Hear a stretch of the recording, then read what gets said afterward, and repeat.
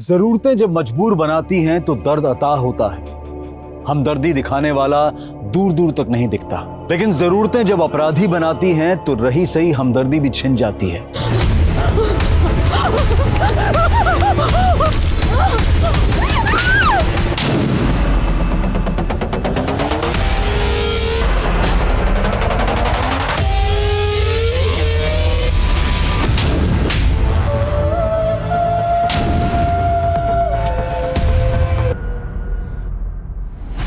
हम सब अपने चेहरे के पीछे एक दूसरा चेहरा छिपाकर चलते हैं। कोई अपना मुस्कुराता हुआ चेहरा लिए अपना दर्द छिपाने की कोशिश करता है, तो कोई अपनी मक्कारी को छिपाने के लिए अच्छाई का मुखौटा पहन लेता है। कई बार मुखौटे पर मुखौटा लगाते लगाते हम दोहरी जिंदगी जीने लगते हैं और धीरे धीरे हमारा असली व्यक्तित्व भी धुंधला पड़ जाता है, दूसरों के लिए भी और खुद के लिए भी।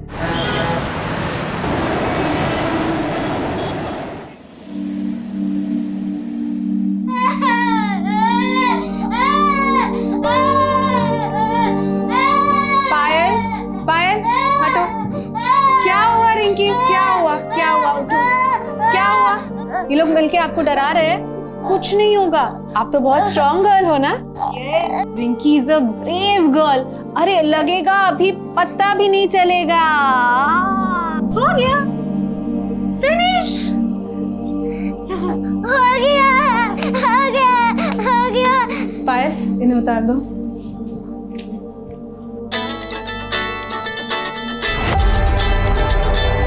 मैं तरस गई थी इसकी एक हंसी के लिए, और आपकी बातों में तो जादू है मैम। जैसे इसका दमा ठीक हो गया है, वैसे ये भी ठीक हो जाएगी, है ना रिंकी? हो जाएगी, हो जाएगी। Thank you ma'am. अगले हफ्ते फिर आना। Payal, any more appointments? No ma'am. Okay.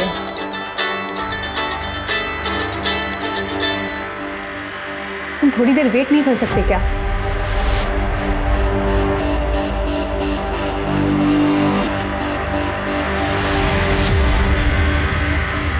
Hi doctor Revati. Hi doctor Manish, I see you. कहाँ जा रही हो? Come on, I will drop you. No sir, that's okay, मैं ऑटो ले लूंगी। अरे कहाँ ऑटो में जाओगी? बाहर कितना पोल्यूशन है and your skin is so sensitive. Sir, मैं घर नहीं जा रही हूँ, मैं बाहर जा रही हूँ, कोई मेरा वेट कर रहा है। So I see you.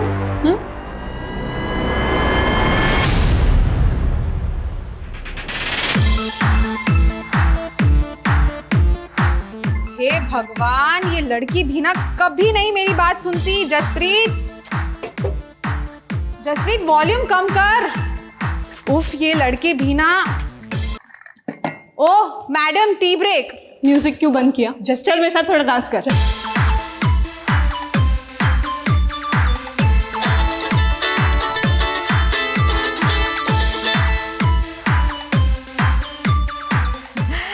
Hello पापा, नमस्ते, कैसे है? इतना महंगा सामान भेजने की क्या जरूरत थी?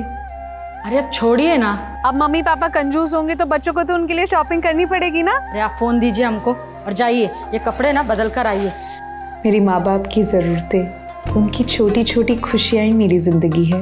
मेरा करियर मुझे अपने परिवार से दूर ज़रूर ले आया था, लेकिन उनकी अच्छाई हमेशा मेरे अंदर ही रही। जैसे पुण्य की परिभाषा सबके लिए अलग होती है, वैसे हर पाप की परिभाषा विचित्र होती है, और मेरा सामना ऐसे ही पाप से होने वाला था।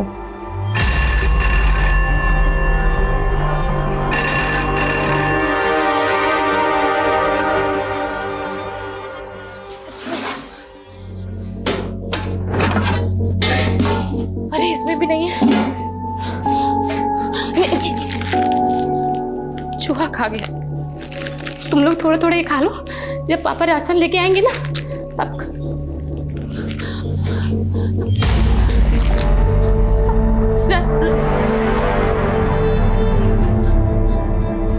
राशन लेने गए थे ना आप? घर में खाने का एक दाना नहीं है और आप राशन का पैसा दारू में उड़ा के आ गए। कैसे आदमी है आप? बच्चे हमारे कल से भूखे हैं और आपको कोनो बात का फिक्र नहीं है। हाँ? अरे जिंदगी बर्बाद करके रख दी है आपकी इस दारू ने। अरे जिंदगी तो तुमने बर्बाद की हमारी, मनहूस कहीं की। हम मनहूस है और आप कहाँ हैं? अरे आप तो इस काबिल भी नहीं कि कोई आपको काम पे रख ले। साला हमसे डबल लड़ाएगी तू, हमसे डबल लड़ाएगी तू, हमसे डबल लड़ाएगी तू।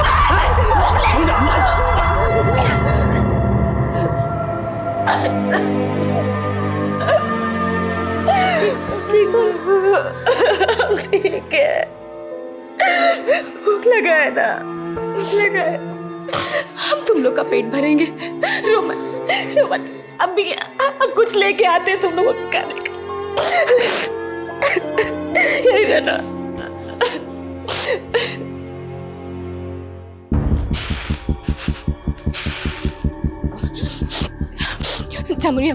जमुनिया बहन, हमको 500 रुपये उधार दे दो बहन। हमारे घर में एक दाना नहीं है खाने को, हमारे बच्चे भूखे हैं। थोड़ा थोड़ा करके हम तुमको 2500 रुपया उधारी दे चुके हैं। अब अगर 1 रुपया भी हमने तुमको दिया ना तो हमारा आदमी हमको जान से मार देगा। पैसा नहीं तो बहन थोड़ा चावल दे दो, चीनी दे दो, हमारे बच्चे भूखे हैं कल से। हम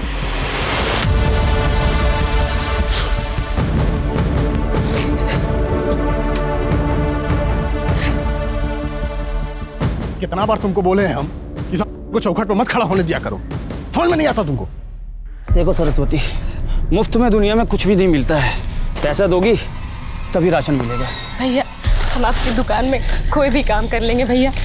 हमारे बच्चे छोटे छोटे, उन्होंने कुछ नहीं खाया भैया। कल से थोड़ा राशन दे दो भैया, थोड़ा राशन दे दो। अम्मा नहीं आई अब। अरे क्या कर रही है? खाली है वो, कुछ नहीं है उसमें। हमें बहुत भूख लगा है। भूख तो हमको भी लगा है। चिंता मत करो बच्चों, देखो कितना सारा राशन लाए हैं।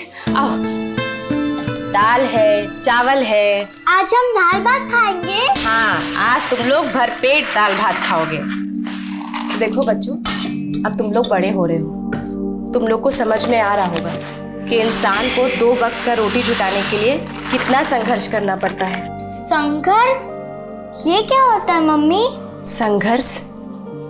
संघर्ष का मतलब होता है सच्चाई और ईमानदारी का मेहनत। तुम लोग अपने पापा जैसे बिल्कुल मत बनना बच्चों। इतने काबिल बनना कि सच्चाई और मेहनत से अपना पेट भर सको।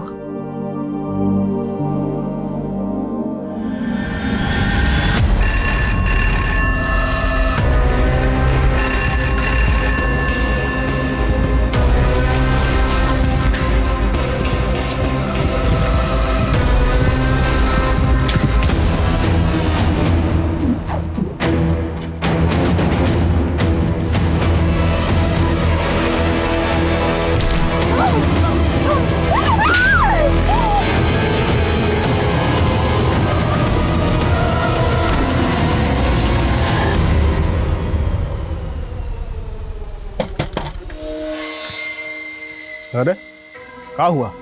अब कहाँ आई हो? वो हम जमुनिया से कुछ पैसा उधार लिए थे, वही लौटाने आए हैं। ये आप रख लीजिए। क्या कर रहे हो? अरे हमको रोकोगे? जमुनिया देख रहा क्या कर रहा। उसको अभागन बोल के आप हमको उसके साये से भी दूर रहने का बोले थे और आप उसके साथ इतना गंदा हरकत कर रहे हैं। ज्यादा प्रवचन मत दे हमको। हट। प्रवचन नहीं दे रहे हैं, पत्नी है आपकी। अरे हट, पत्नी है साला, तुमको भी हम देख लेंगे और उसको भी। अरे अभी का नौटंकी है? अरे तुमको समझ में आ रहा है कुछ? पेट के बल लेटी हुई है, बच्चे का क्या होगा? पागल आ गई है जमुनिया। पता नहीं पैसे कहाँ छुपा के रखती है। आजकल कहाँ गायब रहती है तू? हाँ? चल क्या रहा है? घर में राशन भरवा दी, ऊपर से इतना पैसा लेके घूम रही। किसके साथ सो रही हो जो इतना पैसा दे रहा है? हम काम पर गए थे और आप हमारे ऊपर इतना गंदा लालचन लगा रहे। हम लालचन लगा रहे? हम देखिए, आपकी कमियों को भूल कर भी हम आपके संग रिश्ता निभा रहे और आप हमें कुछ भी कहते। अरे तुम ये आंसू बहा के अपनी गलती छुपा रही हो, काम नहीं धंधा कर रहे हो तुम। बताओ। सरपंच जी, इसी मनहूस ने हमारी बीवी की जान ली है। पता नहीं क्या खिलाया जमुनिया को, उसने तभी तोड़ दी। नहीं सरपंच जी, हम तो जमुनिया को उधार लौटाने गए थे और ये आदमी। बस। पिछले महीने तो चंपक के घर गई थी, तब उसका बच्चा मरा और अब जोगिंदर की बीवी भी, जो पेट से थी।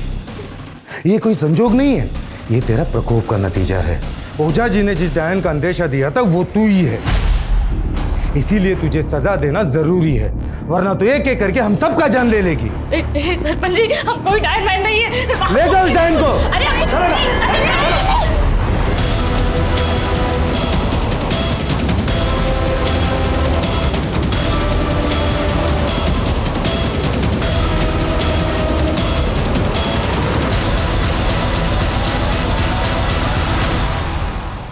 नहीं क्या हो गया रेवती को, अभी भी उसका फोन बंद आ रहा है।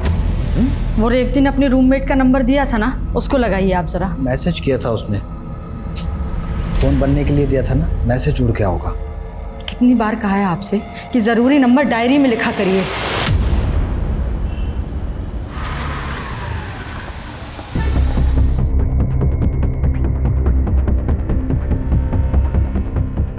डॉक्टर रेवती 12 की शाम तक तो यही थी हॉस्पिटल में ड्यूटी पर। 13 को उन्होंने ऑफ लिया हुआ था, कल वो आने वाली थी, लेकिन ना वो कल आई और ना ही आज।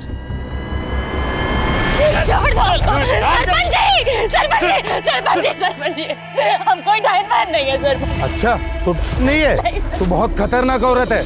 गांव वालों, आप लोगों को पता है बहुत सारे पैसे मिले इसके पास से, तभी तो हम कहे कि तेरा परिवार का नक्शा कैसे बदल गया। धंधा करती है तू। नहीं सरपंच जी, हम कोई धंधा वंधा नहीं करते, हम तो बसंत भैया की दुकान पे काम करते हैं, उनसे पूछ लीजिए। क्या बोल रही है तू हमको? कब कहाँ पे रखी है?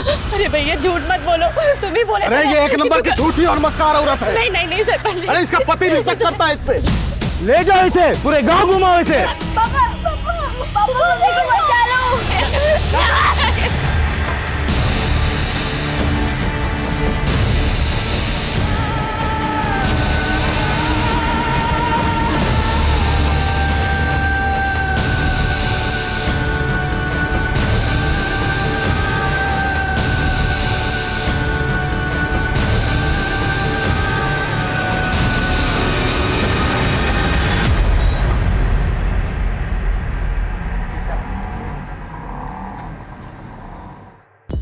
रेवती हॉस्पिटल से छुट्टी लेके गई थी, मतलब अपने मर्जी से गई होगी, आ जाएगी वापस। लेकिन साहब, रेवती का 4 दिन से फोन बंद आ रहा है।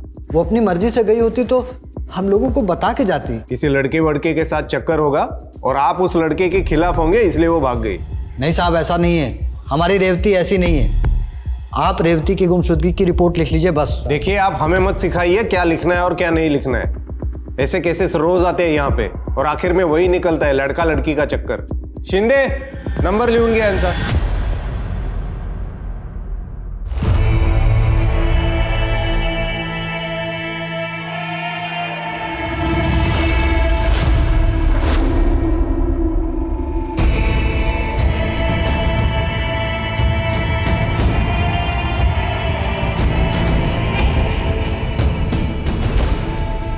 आज 21वीं सदी में भी हमें ऐसी कुरीतियों के बारे में सुनने को मिलता है। साइंस और टेक्नोलॉजी के इस दौर में भी हम अपने समाज से अंधविश्वास को पूरी तरह से मिटा नहीं पाए और अक्सर ये देखा गया है कि यह अंधविश्वास कई तरह के अपराधों का कारण बन जाता है। यहां भी एक गर्भवती महिला की हत्या के अपराध को छिपाने के लिए एक मजबूर औरत को कहकर उसके साथ अमानवीय बर्ताव किया जा रहा था। वहीं इस अपराध से अलग एक दूसरे केस में डॉक्टर रेवती के गायब होने का राज गहराता जा रहा था और पुलिस से नाउम्मीद होकर उसके बुजुर्ग माता पिता खुद ही अपनी बेटी की तलाश में भटक रहे थे।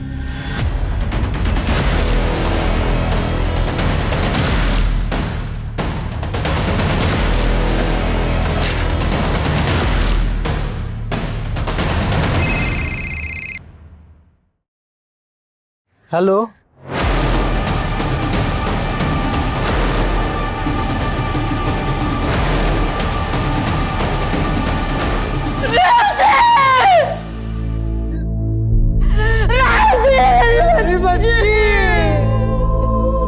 क्या हुआ? साइज फिट हो रही है ना? अरे पीछे हटिए ना, दिखाइए तो बेटी को कितने अच्छे लग रहे हैं आप। ये देख। वाह, ये शूज तो आप पे कितने अच्छे लग रहे हैं और इन कपड़ों में आप कितनी स्मार्ट लग रहे हो। बेटा वो तो ठीक है, तुमने अपने पापा के लिए तो सब भिजवा दिया, लेकिन अपनी माँ को भूल गई ना। मम्मी, ऐसा हो सकता है कि मैं आपको भूल जाऊं। आपके लिए भी सरप्राइज है, कल तक डिलीवर हो जाएगा। एक युवा डॉक्टर रेवती अपनी गुमशुदगी के 6 दिन बाद मृत पाई गई। रेवती के गायब होने की पहेली अब हत्या की एक चौंकाने वाली गुत्थी बन गई थी, जिसने उसके माता पिता को तोड़कर रख दिया था। और ऐसे कई सवाल थे जिनके जवाब ढूंढना आसान नहीं था। सरपंच जी, पहले आपका हक है, जाइए निकालिए भड़ास।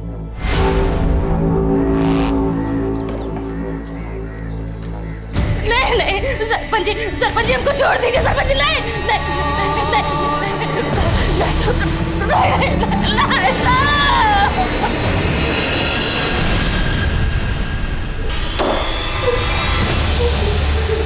अब देख क्या है हम। छोड़ दो उनको। तब मान जाती तो कम से कम तू न बन। नहीं, छोड़ दो।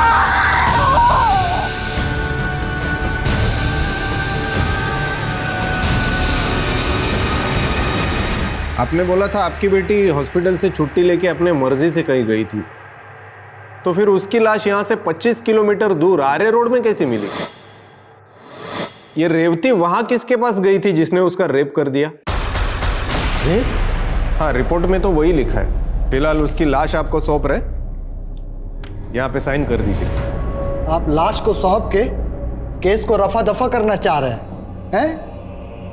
मैं ये लाश तब तक नहीं लूंगा जब तक आप दोषी को ढूंढ नहीं लेते। मुझे इंसाफ चाहिए। रेवती के पिता के इस कदम से जल्द ही ये केस मीडिया में छा गया और पुलिस महकमे में गहमा गहमी का माहौल पैदा हो गया, जिसके बाद खुद डीसीपी को इस केस में उतरना पड़ा। डॉक्टर रेवती के माता पिता की गुहार पर जल्द ही ये केस क्राइम ब्रांच को सौंप दिया गया और रेवती की लाश का सेकंड पोस्टमार्टम किया गया।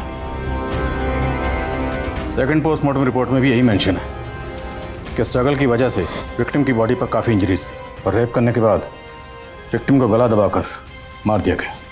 विक्टिम का रेप और कत्ल हुआ 12 अगस्त को और आर्य रोड को उसकी बॉडी मिली 18 अगस्त को और विक्टिम की बॉडी पर कोई डीएनए नहीं मिला। सर, विक्टिम के पेरेंट्स के मुताबिक हॉस्पिटल वालों ने उन्हें बताया था कि रेवती हॉस्पिटल का सारा काम खत्म करके 12 अगस्त को वहीं से शाम को निकली थी। हॉस्पिटल से शुरू करें। विक्टिम के पेरेंट्स बाहर अपनी बेटी को इंसाफ मिलने का इंतजार कर रहे हैं। I think we should start with them. नमस्कार, बैठे रहिए। देखिए, मैं समझ सकता हूं कि आप किस तकलीफ के दौर से गुजर रहे हैं। आपने अपनी बेटी खोई और हम आपकी उसी बेटी को इंसाफ दिलाना चाहते हैं, लेकिन उसके लिए हमें आपकी मदद की जरूरत है। क्या आप लोगों को किसी पर शक है? साहब, कहने को पहले भी हमारे पास कुछ नहीं था। बस हमारी बेटी को न्याय दिला दीजिए। आपकी बेटी को इंसाफ जरूर मिलेगा, ये मेरा वादा है। लेकिन उससे पहले मैं आप लोगों से गुजारिश करना चाहता हूँ कि प्लीज आप अपनी बेटी का अंतिम संस्कार कर दीजिए।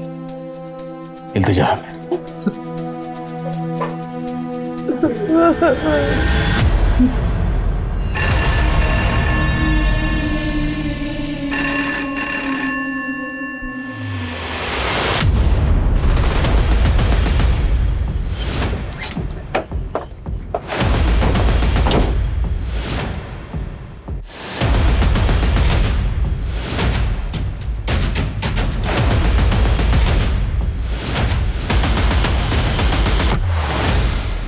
जो कुछ भी हुआ उससे हम सब भी हैरान हैं। Doctor Revathi was a very bright doctor, बहुत अच्छा फ्यूचर था उसका। It's very difficult to imagine कि उसके साथ इतना कुछ हो गया। यानी प्रोफेशनल राइवलरी, कोई डिस्प्यूट, कोई झगड़ा? नेवर। वो तो हमेशा अपने काम से काम रखती थी।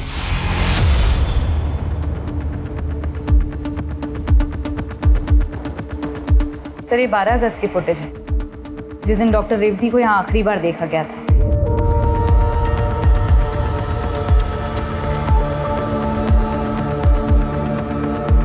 उस दिन डॉक्टर रेवती यहाँ से निकलने के बाद इस डायरेक्शन में गए। लेकिन सर, उनका घर तो इस डायरेक्शन में। वही तो जानना है कि डॉक्टर रेवती उस दिन यहाँ से फिर कहाँ गए। एक काम करो, हॉस्पिटल के बाहर का 12 अगस्त का सीसीटीवी फुटेज निकलो और रेवती के घर पे भी चेक करो। लेट्स सी क्या मिलता है। सर, उस दिन डॉक्टर रेवती को एक नर्स के साथ अपने केबिन से बात करते हुए बाहर देखा गया था। आखिरी बार डॉक्टर रेवती को उसी नर्स के साथ देखा गया। उस नर्स को बुलवाओ। नॉर्मल वर्क रूटीन के बारे में ही बात हुई थी, जैसे अगले दिन किस किस पेशेंट्स की रिपोर्ट्स आने वाली है, किसका अपॉइंटमेंट है। अगले दिन तो वो छुट्टी लेने वाली थी ना, फिर अगले दिन के अपॉइंटमेंट्स कैसे डिस्कस कर रही थी तुमसे? वो एक्चुअली 14 अगस्त के अपॉइंटमेंट के बारे में बात हुई थी। अच्छा, ये बताओ कि डॉक्टर रेवती ने 13 को ऑफ क्यों लिया था और 12 को कहाँ गई थी? इसके बारे में मैं नहीं जानती। अगर तुम इस केस से रिलेटेड कुछ जानती हो और छुपा रही हो तो ये अच्छा नहीं है तुम्हारे लिए। मुझे उस दिन के रिलेटेड जो भी पता था मैंने आपको बता दिया। क्या उस दिन के अलावा कोई ऐसी बात है जो आपको बतानी चाहिए थी और आपने नहीं बताई? डॉक्टर रेवती का डॉक्टर मनीष के साथ कुछ इश्यू चल रहा था। तुम्हें तुम्हारी औकात दिखाने में, तुम्हें नहीं चलाने में कोई बात नहीं। पता नहीं क्या समझती अपने आप, सीनियर जूनियर का कोई फर्क ही नहीं है। तो आपको लगता है कि डॉक्टर मनीष ने डॉक्टर रेवती के साथ? नहीं नहीं सर, मेरे कहने का ये मतलब नहीं था। पर हाँ, डॉक्टर मनीष की नीयत डॉक्टर रेवती को लेकर कुछ ठीक नहीं थी। डॉक्टर मनीष कहाँ है अभी? जब रेवती के पेरेंट्स आए थे उसके बाद ही वो लीव पर चले गए।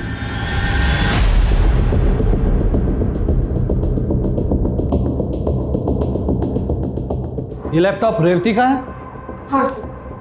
जसप्रीत, रेवती के साथ हॉस्पिटल में काम करने वाले लोगों ने हमें बताया कि उसका किसी के साथ कोई इशू था। तुम तो उसकी रूममेट हो, फ्रेंड हो, कुछ बताया तो उसने कभी? सर इशू का तो नहीं पता, पर वो थोड़ी परेशान सी थी। परेशान? किस तरह की परेशानी? उसे ये गिल्ट था कि उसके एक पेशेंट की जान चली गई थी। मैंने एक पेशेंट को गलत इंजेक्शन दे दिया और वो मेरे सामने, एक डॉक्टरों के भी कुछ नहीं कर पाई। जसप्रीत बेटा, उस दिन हम लोग रेवती के बारे में पूछ रहे थे तो तुमने इस बारे में कुछ बताया ही नहीं। अंकल, रेवती ने बताने से मना किया था और तभी मुझे नहीं पता था कि रेवती की मौत। आइए आइए, चलिए जल्दी चलिए जल्दी। आइए देखिए देखिए क्या हो गया। हम सुबह सुबह आके देखे थे। आइए देखिए देखिए सरपंच जी, देखिए। नहीं ये भाग गई, वो भाग गई सरपंच जी, भाग गई। तुम लोग ढूंढो, चलिए निकलिए निकलिए। सरपंच जी इधर भी नहीं है। यहाँ भी नहीं है। सरपंच वो भाग गई। अरे ढूंढो उसे, कहीं पूरे गांव पे भारी ना पड़ जाए। ढूंढो। बोलिए डीन साहब, अभी आप चुप क्यों? इजंट इट ट्रू कि रॉन्ग मेडिसिन की वजह से आपके हॉस्पिटल में किसी पेशेंट की डेथ हुई थी? जी सर, हुई थी, but it just an accident sir. Doctor Revati, there is an emergency. Sanyukt अभी तक आई नहीं है, so I need your help. Come with me, come fast. Saline लगाओ, ओटी रेडी करो, 5 मिनट में शिफ्ट करेंगे। सर, पेशेंट की हालत तो बहुत खराब हो रही है। रेवती, वो ट्रे में वो इंजेक्शन जल्दी लगाओ फटाफट।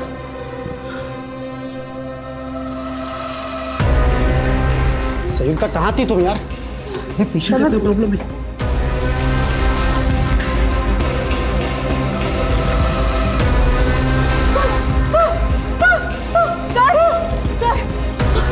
ऑक्सीजन दो रेवती जल्दी।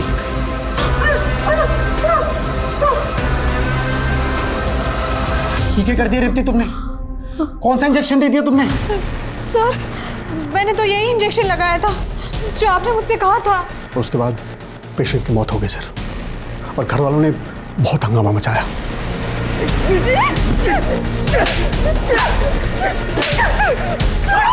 अरे क्या कर रहे हो मुझे? अरे तूने मेरी माँ की जान ली है। छोड़ूंगा नहीं तुझे, छोड़ मुझे।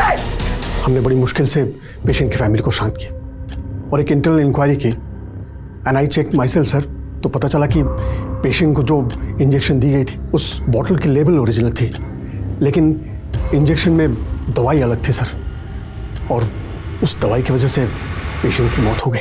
तो कैन यू एक्सप्लेन मी कि राइट लेवल की बोतल में दूसरी दवाई कैसे आ गई? मुझे कुछ नहीं मालूम सर, शायद दवाई बदल दी गई हो।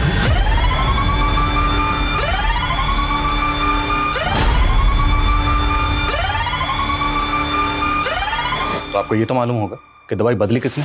I just don't know sir, लेकिन हम लोग इंटरनल इंक्वायरी कर रहे हैं। जिस दिन ये सब हुआ उस दिन की सीसीटीवी फुटेज कहाँ है? मैनेजमेंट के प्रेशर की वजह से वो सारी फुटेज डिलीट कर दी गई थी। डॉक्टर नकुल और डॉक्टर संयुक्ता कहाँ हैं? सर, हमने उन दोनों को कंपलसरी लीव पर भेज दिया है। आपके पास उन दोनों की डिटेल्स होगी? जी सर। पायल, हमें पता चला तुम वहाँ मौजूद थी जहाँ वो पेशेंट गलत मेडिकेशन की वजह से मारी गई थी। हमने तुमसे कहा था कि कुछ भी मत छुपाना, तुमने हमसे इतनी बड़ी बात छुपाई। मैम, हमें इंस्ट्रक्शंस थे कि इस केस के बारे में कहीं कोई बात लीक नहीं होनी चाहिए। मैम, मुझे नहीं मालूम कि वो मेडिसिन किसने चेंज की थी, लेकिन मैंने खुद देखा था कि डॉक्टर रेवती ने डॉक्टर नकुल के कहने पर ही वो इंजेक्शन पेशेंट को दिया था।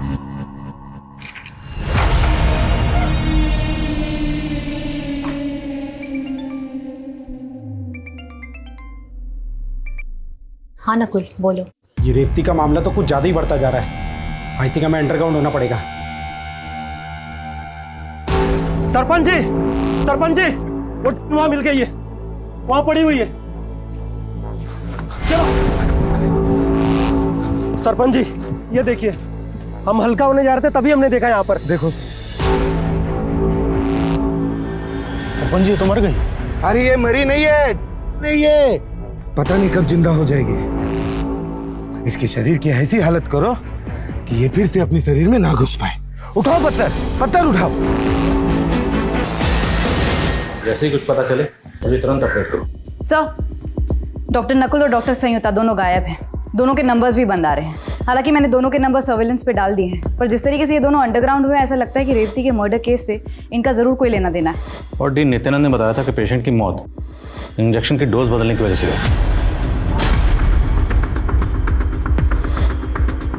तो क्या डोज बदलने में इन दोनों को कोई हाथ हो सकता है? और जिस लेडी की मौत हुई थी उनके फैमिली मेंबर में से किसी ने डॉक्टर रेवती को जान से मारने की धमकी दी थी। तूने मेरी माँ की जान ली है, छोड़ूंगा नहीं तुझे। क्या डॉक्टर रेवती उसकी नफरत का शिकार हुई? जरा उस लड़के के बारे में पता लगाओ। सर, डॉक्टर मनीष का पता चल गया है, हमने उसको कस्टडी में ले लिया है। मैंने रेवती के साथ कुछ नहीं किया। पहले कुछ दिखा रहे हैं, जरा देख लो, फिर बात करते हैं।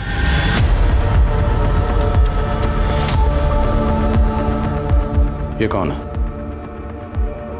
12 अगस्त को जिस वक्त जिस डायरेक्शन में रेवती गई, उस वक्त उसी डायरेक्शन में तुम उसके पीछे गए, क्यों?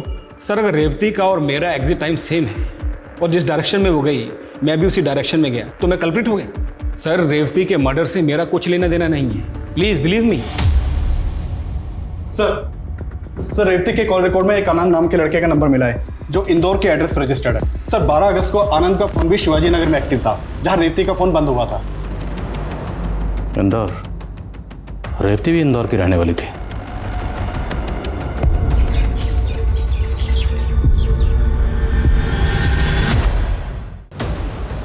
ये आनंद है सर, ये रेवती के साथ पढ़ता था। क्या आनंद का रेवती के साथ अफेयर था? नहीं सर, रेवती और आनंद तो अच्छे दोस्त थे। हमें कभी ऐसा नहीं लगा कि इन दोनों का अफेयर था। पर यह लड़का आनंद लगातार आपकी बेटी के टच में था, उसे बार बार फोन करता था, यहाँ तक कि आपकी बेटी से मिलने यहाँ मुंबई भी आता रहता था। आप लोगों को इस बारे में कुछ भी नहीं पता? नहीं सर। सर, आनंद को ले आए हैं, इंटेरोगेशन रूम में है। सर, मैं प्यार करता था रेवती से, उसके लिए जान भी दे सकता था। मैं उसकी जान कैसे ले सकता हूँ सर? रेवती का कत्ल हुआ 12 अगस्त को और उसका फोन शिवाजी नगर में 12 अगस्त को स्विच ऑफ हुआ, और तेरा फोन 12 अगस्त को शिवाजी नगर में एक्टिव था। कैसे? क्या करा था वहाँ पर? शिवाजी नगर में मैं रेवती से मिलने वाला था, लेकिन हम फिर मिले नहीं। मिलता कैसे? उससे पहले तुमने उसे मार जो दिया। नहीं सर, मैं सच कह रहा हूँ। मैंने और रेवती ने गोवा जाने का प्लान किया था, फिर वो मुझे शिवाजी नगर में एसवी रोड में मिलने वाली थी। ना तो वो आई और ना ही उसका फ़ोन लगा। मैंने उसके हॉस्पिटल में भी फ़ोन किया था, तो पता चला कि वो वहाँ से निकल गई है। और तेरे साथ गोवा क्यों जाने वाली थी? सर, अपसेट थी, हम एक साथ टाइम स्पेंड करना चाहते थे। सर, ये आनंद जितना सीधा लग रहा है उतना सीधा है नहीं। अगर आनंद के पास डॉक्टर रेवती के कत्ल और मर्डर का कोई मोटिव है तो डॉक्टर मनीष भी पीछे नहीं है, और उधर डॉक्टर नकुल, डॉक्टर संयुक्ता, ये दोनों भी गायब है। तो ये रेप और कत्ल आखिर किसने किया? उस लेडी की फैमिली का क्या हुआ? उसकी गलत डोज की इंजेक्शन की वजह से डेथ हुई थी। सर, उस लेडी की मौत के बाद पूरी फैमिली अपने नेटिव गांव सतारा शिफ्ट हो गई, और वो आदमी नवीन जिसने रेवती को धमकी दी थी, वो 12 अगस्त को सतारा में ही था। लेकिन हॉस्पिटल की लापरवाही की वजह से उनके फैमिली मेंबर की डेथ हुई, तो हॉस्पिटल के ऊपर कोई केस नहीं किया, कोई कंप्लेंट नहीं की, और गाँव वापस चले गए। हाँ सर, क्योंकि हॉस्पिटल वालों ने पैसे देकर उनका मुंह बंद कर दिया था। ये हॉस्पिटल? सर, मैंने रेवती के कॉल रिकॉर्ड चेक किए। लगभग पिछले 6 महीने से रेवती का फोन हर फ्राइडे को शिवाजी नगर में एक्टिव रहता था। लेकिन सर, एक अजीब बात है, 12 अगस्त जिस दिन रेवती का मर्डर हुआ था उस दिन फ्राइडे नहीं था, लेकिन रेवती का फोन, ये देखिए सर, यहाँ शिवाजी नगर में ही एक्टिव था। तो अगर उसका फोन हर फ्राइडे को शिवाजी नगर में एक्टिव रहता था, तो फिर 12 अगस्त को शिवाजी नगर में क्यों गई थी? सर, मैंने रेवती की रूममेट जसप्रीत से भी बात की। उसने बताया कि रेवती हर फ्राइडे को एक एनजीओ में जाती थी जो शिवाजी नगर में है। और सर, मैंने रेवती का सोशल मीडिया अकाउंट भी चेक किया। सर, रेवती अपने सोशल मीडिया अकाउंट के थ्रू गरीब बच्चों के लिए फंड रेजिंग और डोनेशन कैंपेन्स भी चलाती थी। ये देखिए सर, यहाँ काफ़ी गरीब बच्चों के साथ उसके फोटोज़ भी हैं। मेरा सवाल अब भी वही है कि अगर रेवती शिवाजी नगर वाले एनजीओ में सिर्फ फ्राइडे को जाती थी, तो 12 अगस्त को एनजीओ में क्यों गई? उस दिन तो फ्राइडे नहीं था। एनजीओ से कंफर्म करो, क्या 12 अगस्त को रेवती एनजीओ में आई थी? चलो।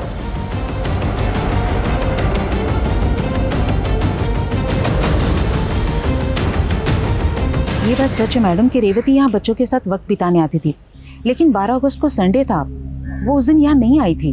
तो फिर वो इस एरिया में और कहाँ जा सकती है?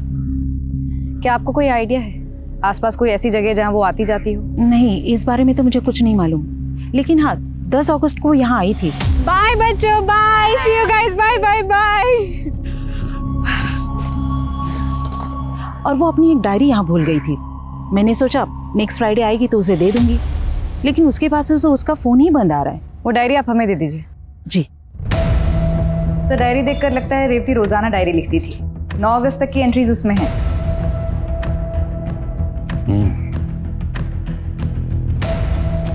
जिंदगी तो इतनी बड़ी सजा भी है। मैंने सोचा ना था, काश मैं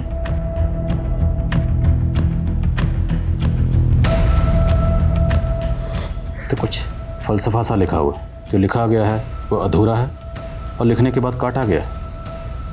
आखिर इन अल्फाजों का राज क्या है? क्या इस डायरी का रेवती के कत्ल और मर्डर से कोई ताल्लुक हो सकता है? अगर रेवती रोजाना डायरी लिखती थी तो शायद इसमें उस दिन का भी जिक्र होगा जिस दिन गलत डोज की वजह से उस लेडी की मौत हुई थी। डेट क्या थी? 14 जुलाई।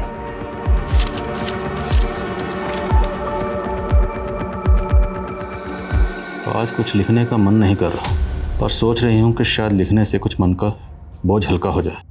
मेरे मन से ये ख्याल जा ही नहीं रहा है कि मेरे हाथों एक मासूम औरत की जान चली गई, लेकिन इसकी दोषी मैं नहीं हूँ। ये साजिश है। आखिर मेरा कसूर क्या था? सिर्फ इतना कि मैं एक अलग कम्युनिटी से बिलोंग करती हूँ। उन्होंने इस बात का बदला लिया मुझसे। अरे वाह, एक और प्रमोशन। ऐसा क्या जादू कर दिया तुमने मैनेजमेंट पे जो तुम पे इतना मेहरबान हो रहा है? हाँ?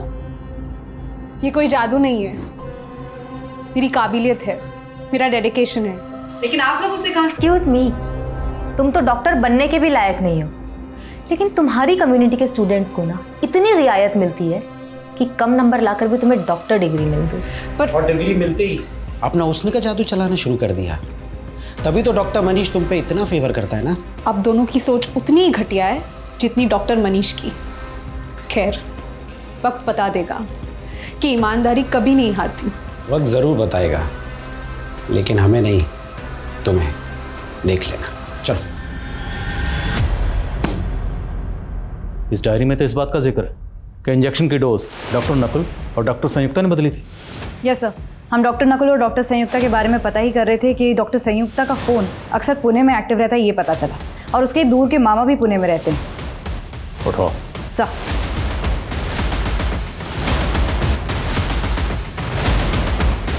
डॉक्टर संयुक्ता, तुमने और डॉक्टर नकुल ने मिलकर किस बात का बदला लिया डॉक्टर रेवती से? ऐसी भी क्या नफरत थी तुम दोनों को उससे? नफरत तो थी सर, लेकिन हमने उसको नहीं मारा। सर, उसने कम नंबर लाकर कोटा से एडमिशन ले लिया और फिर वो हमसे आगे निकल रही थी। बस इसी नफरत में नकुल उसको फंसाना चाहता था। मैं इसमें बिल्कुल इन्वॉल्व नहीं हूँ सर। तो वह दवाई नकुल ने बदली थी? क्या कर रहे हो नकुल? कुछ नहीं, बस सोच रहा था कि डॉक्टर रेवती का घमंड कैसे तोड़ा जाए। मतलब? लेकिन जब वो हादसा हुआ तो मुझे रियलाइज़ हो गया कि वो दवाई नकुल ने ही बदली थी। मैं इसमें इन्वॉल्व नहीं हूँ सर। डॉक्टर नकुल इस वक्त कहाँ है? डॉक्टर नकुल इस केस में एक ऐसा सस्पेक्ट था जो पुलिस की पहुंच से दूर था, लेकिन डॉक्टर संयुक्ता, डॉक्टर मनीष, डॉक्टर नित्यानंद और डॉक्टर रेवती पर जानलेवा हमला करने वाला नवीन और डॉक्टर रेवती का बॉयफ्रेंड आनंद भी पुलिस की रडार में थे। देखते ही देखते 2 महीने गुजर चुके थे, लेकिन यह केस किसी भी नतीजे पर नहीं पहुंच पा रहा था और अपनी बेटी के लिए इंसाफ की गुहार लगाने वाले रेवती के माता पिता अब नाउम्मीद हो चुके थे। 2 महीने से ऊपर गुजर गया आदिल, इस केस में आखिर चल क्या रहा है? सर, हम डॉक्टर रेवती से जुड़े हर एंगल की तहकीकात कर रहे हैं, बट एज ऑफ नाउ हमें कोई स्ट्रॉन्ग एविडेंस नहीं मिला है। पहले हमें लग रहा था कि डॉक्टर नकुल का इस केस से स्ट्रॉन्ग कनेक्शन होगा, इसलिए उसे जयपुर एयरपोर्ट से अरेस्ट भी किया गया। हालांकि वो ये तो मानता है कि इंजेक्शन की दवा उसी ने बदली थी, पर सर डॉक्टर नकुल का डॉक्टर रेवती के रेप और मर्डर से कोई कनेक्शन नहीं मिला। सब कुछ बहुत प्लानिंग के साथ किया गया। सर, ऐसा लग रहा है जैसे क्रिमिनल्स ने हमारे लिए कोई क्लू नहीं छोड़ा। देखो, मैं लोकल पुलिस से शिवाजी नगर एरिया का क्राइम डाटा एनालाइज कर रहा था। इनकी रिपोर्ट काफ़ी सरप्राइजिंग है। I think you should have a look at it once. Sure sir. जय हिंद।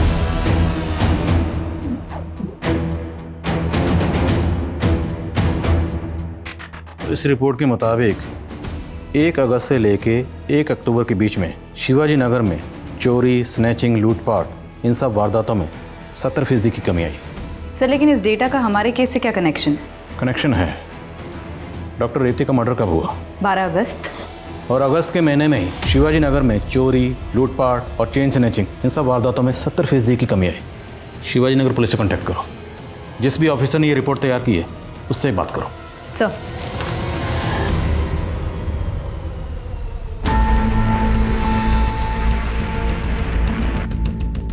जैसी रिपोर्ट आती है मुझे अपडेट करो। सर मेरी शिवाजी नगर पुलिस से बात हुई।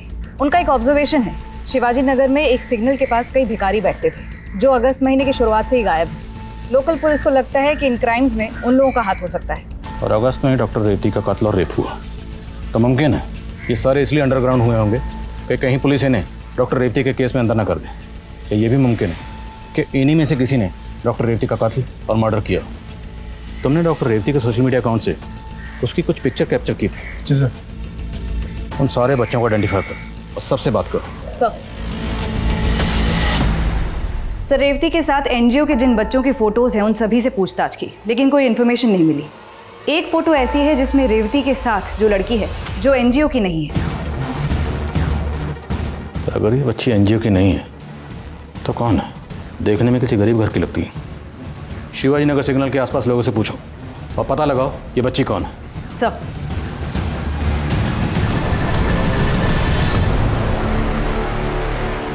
इस छोटी बच्ची के बारे में कुछ जानते हो? साहब इस बच्ची को तो मैंने कई बार देखा है। वो पास के सिग्नल पे वहाँ पे जो गाड़ियाँ रुकती थी ना, उनको अपने छोटे मोटे सामान बेचा करती थी। ये बता सकते हो कि बच्ची अभी कहाँ मिलेगी? साहब इतना तो नहीं पता, लेकिन हाँ इस बच्ची का एक बड़ा भाई भी है जो कि जड़ी बूटियाँ बेचा करता था एक वैन में, और इसका और इसके बड़े भाई का काफ़ी दिनों से कोई अता पता नहीं। इस बच्ची और इसके भाई के बारे में कुछ और जानते हो? साहब इतना तो नहीं पता, लेकिन हाँ इतना बता सकता हूँ कि ये झारखंड के रहने वाले हैं, फूलपुर गाँव के।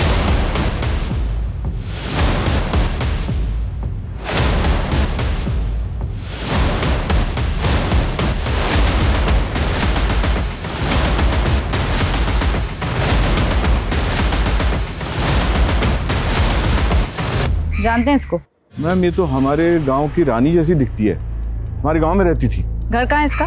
मैम 7 साल पहले जब इसकी माँ की हत्या हुई थी उसके बाद से ये, इसका भाई और उसका बाप विनायक सब गायब हैं। पिछले महीने तो चंपक के घर गई थी, तब उसका बच्चा मरा और अब जोगिंदर की बीवी भी जो पेट से थी। ओझा जी ने जिसका अंदेशा दिया था वो तू ही है।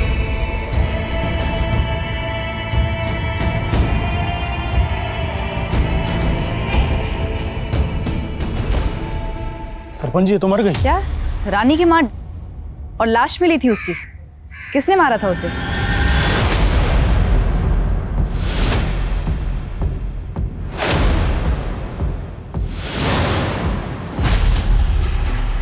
देखिए साहब, इस बच्ची के बारे में तो हमें नहीं पता। वैसे 7 साल हो गए थे रानी को देखे। अब इस वक्त उसके पिताजी, उसके भाई कहाँ रहते हैं हमें कुछ नहीं पता। लेकिन हमें पता है कि 7 साल पहले आपने रानी और उसके परिवार के साथ क्या किया था। आप ये बताइए, रानी का भाई और उसका बाप विनायक कहाँ है? देखिए ये सब तो हमें नहीं पता, लेकिन हाँ कुछ दिन पहले तक हमें बार बार फोन आता था। हेलो हेलो, हाँ मुखिया जी, हम विनायक के बेटे प्रिंस बोल रहे हैं। हमको अपने पापा से बात करना है, आप उनको बुलवा सकते हैं? अरे क्यों परेशान करते हो? कितनी बार कहा है तुम्हारे पिताजी इस गांव में नहीं रहते? साहब वो लगातार हमें फोन करता रहा, हम इतना परेशान हो गए थे कि गुस्सा आके फोन ही तोड़ दिया। जिस नंबर से आपको बार बार फोन आ रहा था वो नंबर दीजिए। क्या है ना, पुराना फोन था तो सामने वाले का नंबर नहीं आता है। वो फोन कब आया था, किस दिन आया था, कितने बजे आया था, ये तो याद होगा ना आपको? सर, सरपंच को जिन जिन डेट्स पर रानी के भाई का फोन आया था उनमें से मैंने 3 नंबर्स आइडेंटिफाई किए हैं जो शायद रानी के भाई के हों। थाने बुला लूं तीनों को? No, don't call. अगर इन तीनों में से कोई भी इस जुर्म से कनेक्टेड हुआ तो अलर्ट हो जाएगा, फरार होने के पूरे चांसेस हैं। चूहे को अगर उसके बिल से बाहर निकालना है तो उसे रोटी का टुकड़ा डालना होगा। डालो टुकड़ा। हेलो सर, मैं इजी लॉटरी से बोल रही हूँ। आपका नंबर एक लकी ड्रॉ में सिलेक्ट हुआ है, कॉन्ग्रेचुलेशंस। आपको 50,000 तक के गिफ्ट दिए जाएंगे। वो गिफ्ट हम खुद आप तक पहुँचाएंगे। आप अपना एड्रेस दीजिए प्लीज़। हाँ हाँ ठीक ठीक, आप पता लिखिए। 25।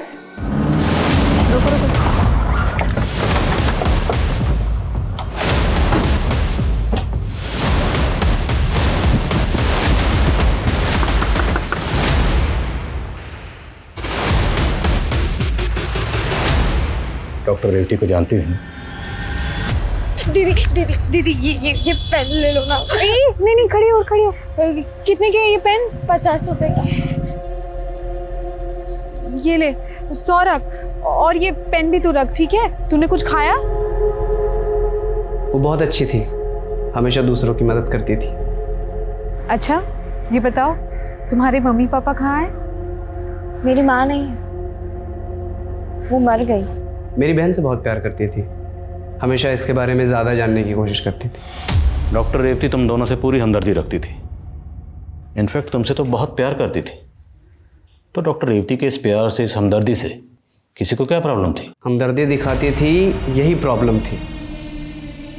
यही हमको अच्छा नहीं लगता था। मतलब? दीदी दीदी मेरी सहेली बहुत बीमार है, हमें आपकी मदद चाहिए, उसको अस्पताल लेकर जाना पड़ेगा। मैं गाड़ी लेके आई हूँ आपको लेने के लिए, आप जल्दी चलिए ना, वो बहुत बीमार है उसको। ठीक है चलो चलो।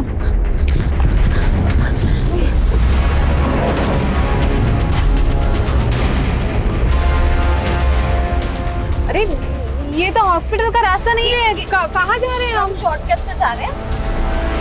वैन रोको। भैया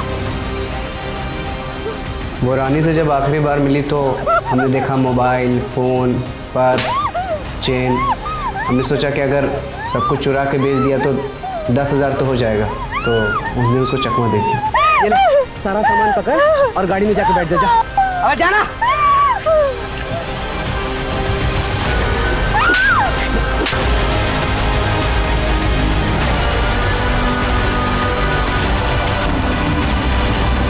महज 10,000 रुपयों के लिए डॉक्टर रेवती का कत्ल कर दिया। क्यों?